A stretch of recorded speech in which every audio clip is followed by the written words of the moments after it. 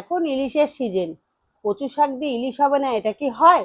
তাই আপনাদের কাছে ইলিশ মাছের মাথা দিয়ে কচু শাক নিয়ে আসছি। দেখুন কচু শাক, কড়াইতে জল বসিয়েছি, জলটা গরম হয়ে গেলে আমি কচু শাকটা কেটে জলে সিদ্ধ দিয়ে দিলাম। দিয়ে কিছু দিয়ে ঢেকে দিতে হবে 2 মিনিট মতো। ঢেকে দেওয়ার পরে তারপরে ঢাকনাটা খুলে একটু নাড়াচাড়া করতে হবে ভালো করে, এপিট ওপিট করে নিতে হবে, কচু শাকটা যাতে ভালো করে সিদ্ধ হয়ে যায়। ভালো করে এপিট ওপিট করে একটা ঝুড়ির মধ্যে ঢেলে দিতে হবে, জলটা আমাকে ঝরিয়ে নিতে হবে, এখন বর্ষার কচু শাক তো গলা চুলকাতে পারে, জলটা ঝরিয়ে নিতে হবে। তারপরে কড়াইতে তেল দেবো, দিয়ে ইলিশ মাছের মাথা দুটো ভেজে নেবো ভালো করে, লাল লাল করে এপিট ওপিট করে সুন্দর করে ভাজতে হবে, কোনো কাঁচাটা না থাকে, কাঁচা গন্ধ হতে পারে, তার জন্য ভালো করে এপিট ওপিট করে ভেজে নেব। সুন্দর করে ভাজা হয়ে গেলে আমি মাছের মাথা দুটো নামিয়ে নেব। নামিয়ে নিয়ে কিন্তু ঠান্ডা হয়ে গেলে তখন আমি একটু হাত দিয়ে ভেঙে নেবো মাথাটা, আপনারা দেখতেই পাবেন, দেখাবো আপনাদেরকে। তারপর ওই তেলের মধ্যে আমি দুটো শুকনো লঙ্কা ফোড়নে দিয়েছি।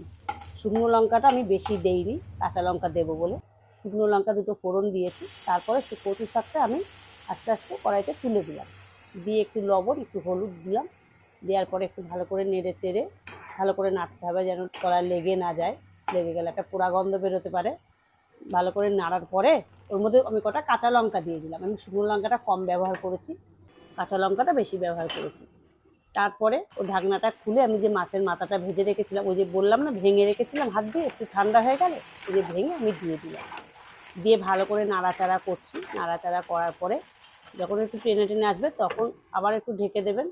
ঢেকে দেওয়ার পরে 2 মিনিট পরে আবার ঢাকনাটা খুলবেন। গ্যাসটা কিন্তু বেশি জোরে দেবেন না, একটু মাঝারি মতো রাখবেন।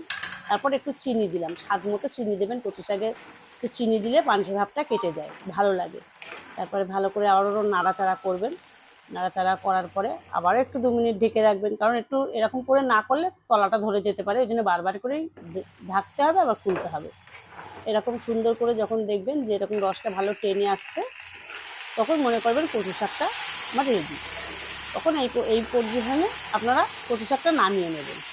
নামিয়ে নেওয়ার পরে আপনারা পরিবেশন করতে পারেন।